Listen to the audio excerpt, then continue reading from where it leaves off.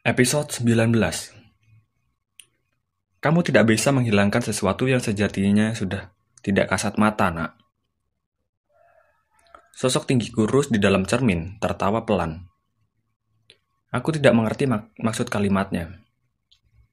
Tapi, itu tidak masalah, karena aku juga tidak peduli padanya sekarang. Si putih mengeong pelan di gendonganku, meringkuk memasukkan kepalanya. Aku masih bersandar di dinding kamar. Sosok tinggi kurus itu bergumam. Tangannya terangkat sedikit seperti menggapai udara. Lantas suara sesuatu, seperti gelembung air pecah, terdengar pelan. Si hitam, entah dari mana datangnya, sudah berada di pangkuannya. Dalam bentuk normal. Menggeram panjang. Tetapi ini sungguh menarik. Pertunjukan yang hebat. Sosok tinggi kurus itu mengelus tengkuk si hitam. Kamu berhasil menghilangkan kucingku. Kamu tahu? Sejenak aku hampir khawatir. Kucingku hilang sungguhan. Kamu, siapapun kamu, pergi dari kamarku. Suaraku mendesis galak. Tidak peduli dengan tawa guraunya. Kita sedang berlatih, nak. Aku sedang melatihmu. Bagaimana mungkin kamu mengusirku? Sosok tinggi kurus itu menggeleng. Soal kucingmu tadi, aku minta maaf. Aku tahu itu sedikit berlebihan, tapi itu terpaksa kulakukan. Kita tidak akan pernah tiba di level berikutnya kalau tidak dipaksa.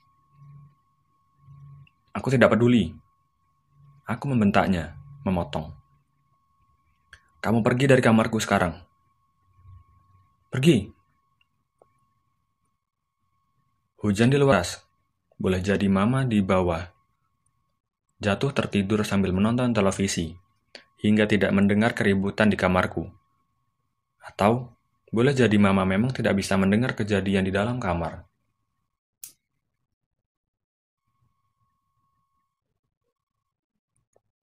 Sosok tinggi kurus itu menatap lamat-lamat, mengangguk takzim.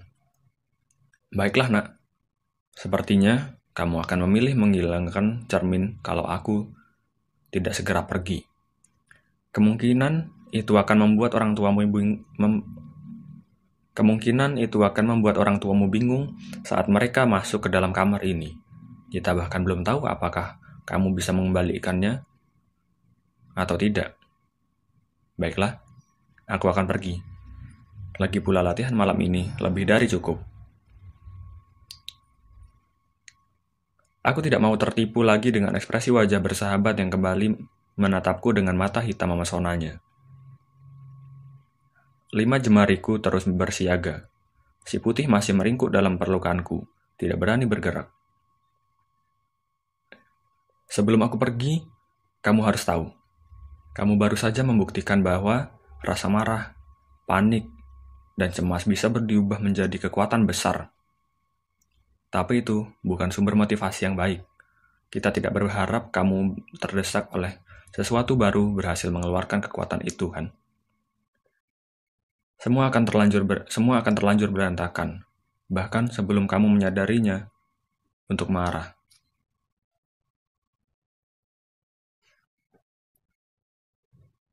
Nah, camkan ini baik-baik. Sumber kekuatan terbaik bagi manusia adalah kalian sering sebut tekad. Kehendak. Jutaan tahun usia bumi, ribuan tahun kehidupan tiba di dunia ini. Semua mencoba bertahan hidup. Kehendak besar mereka bahkan lebih kuat dibandingkan kekuatan itu sendiri. Dalam kasusmu, dibandingkan kekuatan menghilangkan, kehendak yang kokoh bisa menggandakan kekuatan yang kamu miliki, bahkan menjadi berkali-kali lipat. Selamat berlatih, nak.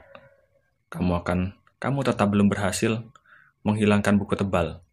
Meskipun aku yakin, kamu akan mudah saja sekarang. Aku akan kembali besok malam, dan kamu akan siap di level berikutnya.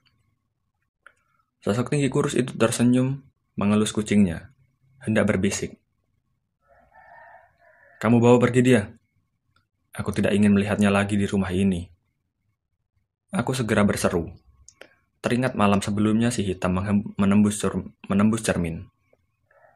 Dengan kejadian barusan, sedetik pun aku tidak akan mengizinkan makhluk mengerikan itu berkeliaran di rumah. Sosok tinggi kurus itu tertawa, membuat suara tawanya mengambang di langit-langit kamarku. Kamu tidak akan pernah bisa mengusir sesuatu yang sejatinya sudah terusir dari dunia kalian, nak. Tetapi baiklah, jika itu akan membuatmu lebih bersahabat setelah awal yang sulit ini. Sosok itu menunduk, berbisik pada kucingnya.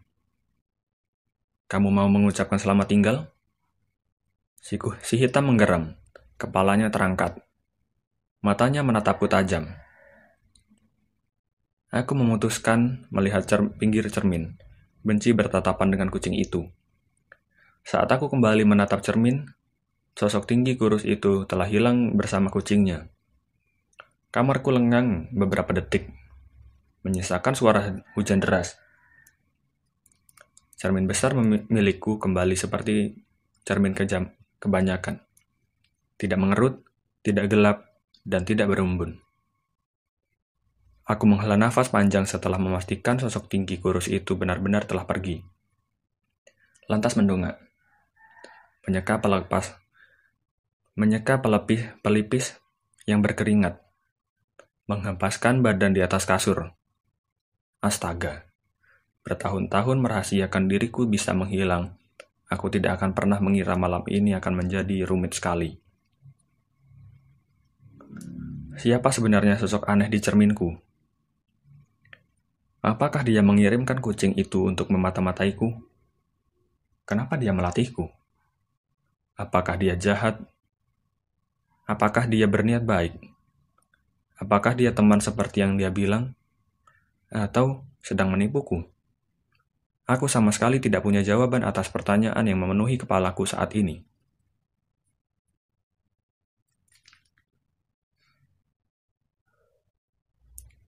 Aku menatap jam dinding. Sudah lewat pukul 10 malam. Di luar sana, belum terdengar tanda-tanda mobil papa memasuki halaman. Mungkin masalah di pabrik bertambah rumit. Aku menghembuskan nafas kesekian kalinya. Merapikan rambut panjangku, si putih akhirnya bergerak pelan. Dia keluar dari dekapanku, merangkak ke atas kasur. Kepalanya menyundul pahaku, bergelung, menatapku dengan tatapan yang kusuka darinya selama ini. Kamu baik-baik saja, Put? Si putih mengeong sekali. Mama dan papa benar. Tidak ada si putih dan si hitam. Sejak pertama kali kotak kardus itu tergeletak di depan pintu rumah kami, hanya si putih yang ada di sana. Siapa yang meletakkan kardus itu? Aku menggeleng. Tidak ada ide sama sekali. Dan besok pagi-pagi, aku bahkan tidak menduga. Sesuatu yang lebih serius telah menungguku.